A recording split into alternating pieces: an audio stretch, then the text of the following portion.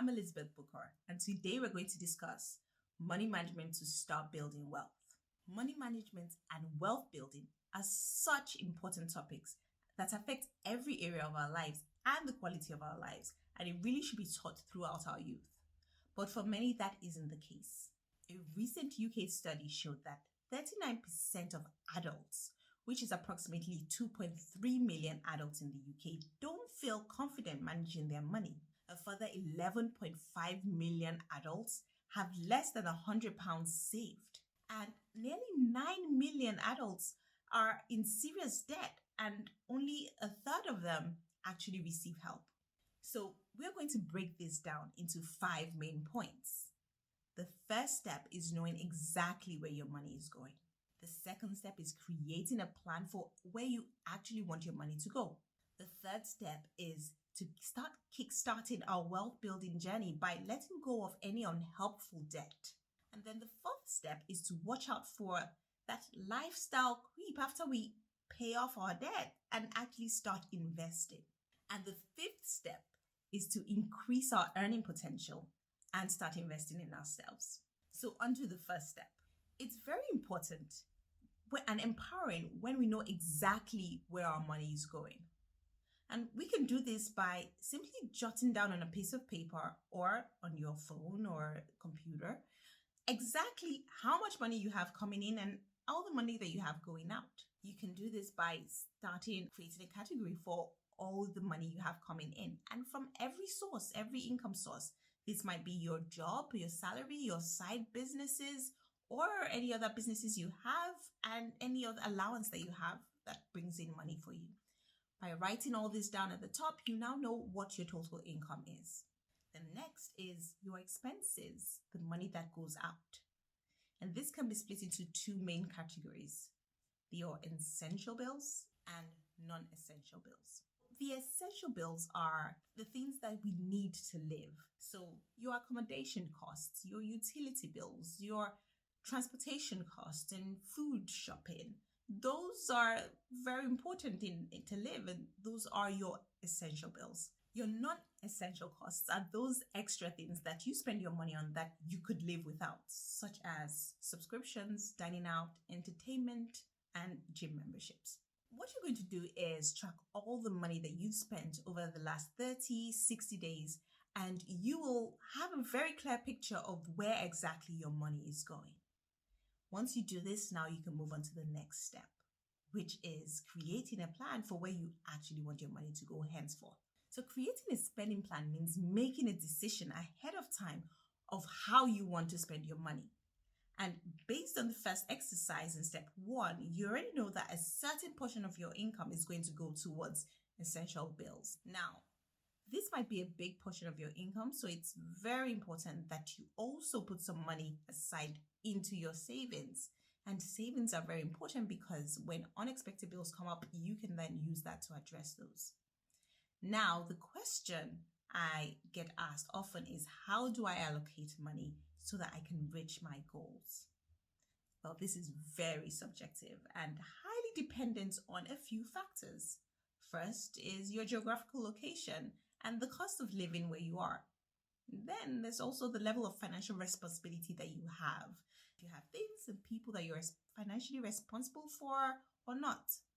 And finally, also your motivation to achieve your goals is really key. A good rule of thumb is to keep your essential expenses under 50% of your total income and to save at least 10% or more of your income, and also ensure that you don't touch your savings except if it's in an emergency. The key with savings is to ensure that you keep on stretching and increasing this portion. You're able to save way more than 10%. Now, if you do have debt, you should allocate some of your income towards that and ensure that you're paying at least the minimum requirement, but you should try and pay more than that so that you can clear it off quickly.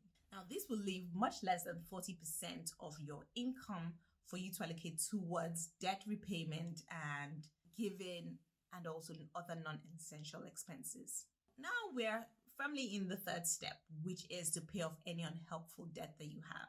Now, there are 3 main ways of paying off debt. First is to pay off what you can when you can.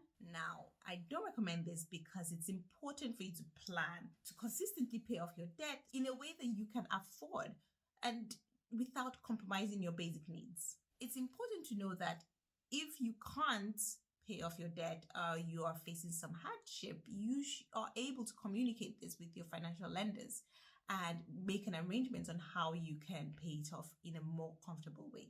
The second method is called the Debt Avalanche, and this means that if you have multiple debts, you line up your debts in a way that you pay off the highest interest rate first. So the debt with the highest interest rate gets paid off first, and then you pay off the debt with the second highest interest rate, and you keep going down that way until you pay off all your debts. Now, this method works really well for those who don't want to pay the least amount interest. However, you do have to be able to motivate yourself. Usually the debt with the highest interest rate might be the largest. The next and the third method of paying off your debt is called the Debt Snowball method. Now, this method of paying off your debt is, especially if you have multiple debts, you arrange your debts in order of size. So the smallest debt to the largest. And you pay off the smallest debt first. By paying off the smallest debt first, then you carry over or roll over the amount of money that you had allocated to that debt, and you roll it over to the next highest debt. And you keep doing that over and over until you pay off all the debts. The idea is that you pay off this small debt first, and that will give you a boost, a motivational boost to keep you going forward, because it will be a quick win. This method is best for more emotional thinkers who might need motivation to keep going. Now, whether you pick the Debt Avalanche method or the Debt Snowball method, successfully paying off your debt requires consistency. Once your debt is paid off, you most likely feel like you've just got a pay rise, and the tendency to resume spending will arise. But this is a very crucial point and must be navigated with care, because if you're able to keep your lifestyle the same and increase your savings now that you do not have any debt to pay off, you will be able to do the next step with ease, which is saving to invest. Now that you have way more savings, you are able to keep some savings towards your emergency, and you're able to increase your savings towards investing. You can start investing by increasing and maxing out your workplace pension match, or just opening a general investment account or any other tax-advantaged investment accounts. The fifth step is investing in yourself so that you can increase your earning potential. Now, this goes hand in hand with saving to invest, because you are increasing your earning potential means you're able to earn more money, and then you're able to invest a bigger portion of your savings so that you can build your wealth quickly. Investing is such an important tool when you're building wealth, because saving alone will not enable you to achieve your wealth building goals. And investing in yourself means you're increasing your own personal value.